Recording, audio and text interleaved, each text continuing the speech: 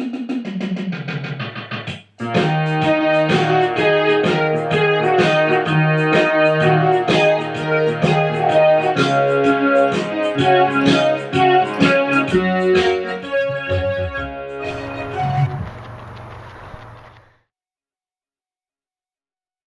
there, Coach Sage Kennedy of VO2 Max Productions here with another training talk. Today we're going to talk about optimal marathon pace strategy, and I guess we'll jump right into it. But the first thing I want to say is it's going to vary by your level of experience. Obviously, if you've had several marathons under your belt versus if it's your first marathon, you might have a different experience that you could relate to and kind of what to expect.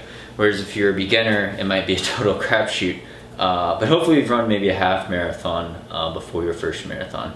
If not, that's okay though. Some people jump right up.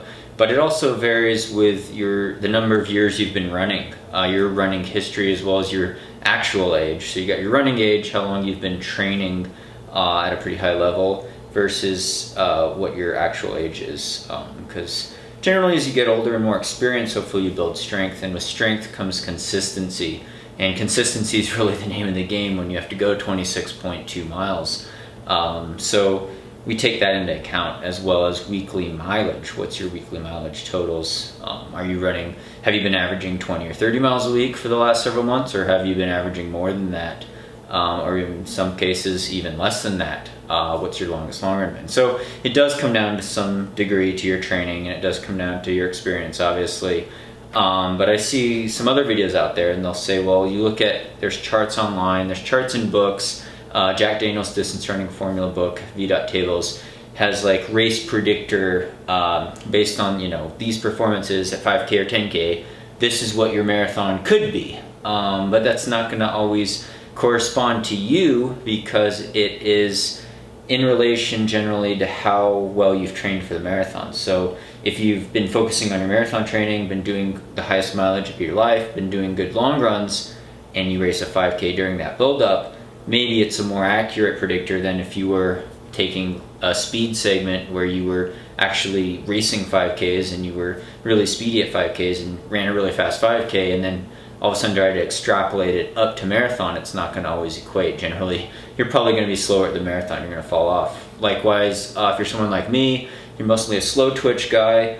Marathon's your specialty. If you go down to 5K or 10K, probably not going to run as fast as what my marathon time equates to. But for most people, you can't just use those charts. But to get a good idea of what kind of pace you could sustain for an upcoming marathon based on your training is to hopefully you have some sort of goal in mind. That's the first step. But to make sure it's a realistic goal for the course at hand, you look back at your training. You look at what your lactate threshold or tempo run workouts are, and hopefully they're faster than your goal marathon pace. They should definitely be faster. And you could kind of go off of that. You could go off what you've been doing, maybe an 18 or 20 mile long run. You have a pretty good idea of how that feels, how that pace feels, and you could go, well, maybe in a marathon race, maybe I'll be able to hold 10 seconds a mile faster or something like that. But general rule of thumb for pacing strategy in these endurance events is even pace. This assumes a perfectly flat course and ideal weather conditions. Now, with an even pace in most distance events, that means a big increase in effort as the race goes along, because you're developing fatigue. You're getting dehydrated, you're running out of glycogen, and your leg muscles are getting tired. The leg muscles getting tired and running out of glycogen are major factors in a marathon, because you're actually going over 20 miles. And a lot of people, you always hear, oh, I hit the wall at 20 miles, I hit the wall at 18 miles, or 22 miles maybe, if you're lucky you make it that far.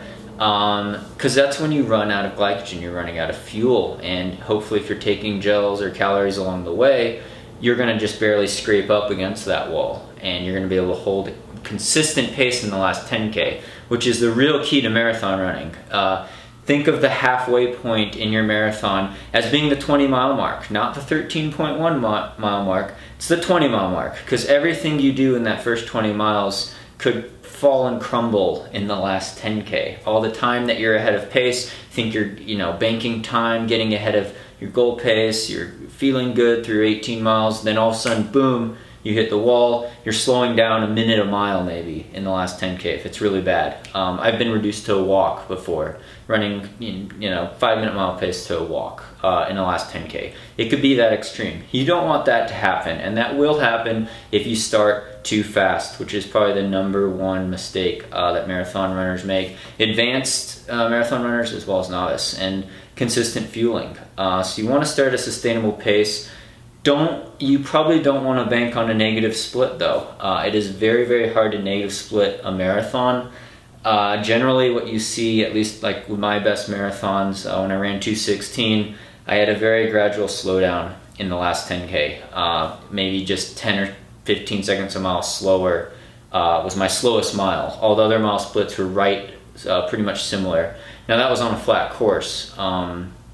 If you hear stories about people being like, oh, well, I sped up, I had this huge negative split, which means you run the second half faster than your first half, or you run the last 10K way, way faster than the first 20 miles. Well, usually if people do that, it means they probably didn't reach their potential in the marathon. You only reach your absolute limited potential if you scrape up against the wall. You just don't want to hit it really hard and blow up, which is very common. And a big first-timer mistake as well. So, hopefully in your build-up, you run a half marathon. You could double your half marathon and add 10 minutes. Very, very rough indicator. If you're very, very highly trained and you're running well under 2:45, this is very, very well highly trained people, maybe running 100 miles a week. Probably more of an extreme case for most of the people watching this channel. You might be a little closer to your half marathon pace. Whereas if you're a beginner, you run 30 miles a week, you double your marathon time, add 15 minutes maybe. That might be more of a realistic, but these are just guidelines. These are real rough indicators, and it will depend on the course, it will depend on weather, and it will depend on your nutrition strategy as well as your pacing strategy. But generally going for an even split, maybe anticipating a slight positive split. Your second half, your second 13.1 will probably be a little bit slower than your first 13.1. That is very realistic to expect, but hopefully it's not more than a couple minutes slower. And if it's perfectly even, more power to you. But again, don't go out too fast. Make sure you're it's well easier than your lactate threshold pace. Now, lactate threshold tempo run pace, hopefully you've been doing a lot of workouts in that range. If you're breathing pretty steady, you probably went out too fast. You should be a lot more relaxed than you would be in a tempo run. Now, this is assuming you tapered well before your marathon race and you're not running in a headwind or anything. But generally when you start out that marathon, you should be able to say a couple words to people around you. You don't want to be breathing super hard early on in a marathon, or you're going to be in big trouble. You need to be well slower than your lactate threshold pace. And how much slower is going to vary on how well trained you are, what your strengths are, and your experience again. But generally, go for the even pace, go for even checkpoints. I always write down cumulative time splits on my arm: 5 miles, 10 miles, half marathon split, 15 miles, 20 miles, 25 miles, so I could see this is my stopwatch. I could see what time I'm at 5 miles, how many minutes I'm in at 10 miles, and things like that. As well as if you have a fancy watch, you can monitor every mile or kilometer split along the way. It's a good indicator. If you go out too fast, you instantly want to adjust. In shorter races, that's not the case. You kind of just roll with it. In a marathon, if you go out too fast, you instantly slow down because you'll pay the price. If you're 5 or 10 seconds too fast per mile in the first half of the race, that'll come back to haunt you, and you'll be 20 or 30 seconds a mile slower when you hit the wall at least, and it could be very devastating and lead to not even finishing a race. So you do have to take that into account. You got to be cautious. Remember that 20-mile mark is a halfway point in the marathon, and respect the distance. It's not a half marathon. People hit the wall at mile 20, whether you're an elite and you come through 20 miles in an hour 40 something, or you're back mid-pack and you're coming through 20 miles in several hours. People, both elites and mid-packers, hit the wall around mile 20 because it's a work output.